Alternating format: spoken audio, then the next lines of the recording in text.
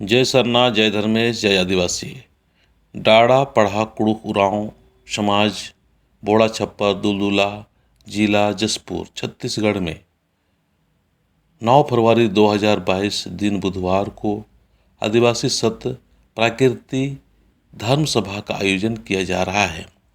मुख्य अतिथि के रूप में विधायक एवं संसदीय सचिव कुनकुरी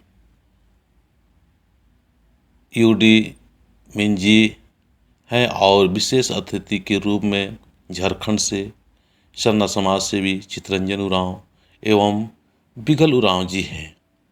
आप सभी लोग ज़रूर आने का कोशिश करें। आप सभी को आदिवासी सत प्रकृति धर्म सभा आपका हार्दिक अभिनंदन करती है और निमंत्रण भी देती है। जय सरना।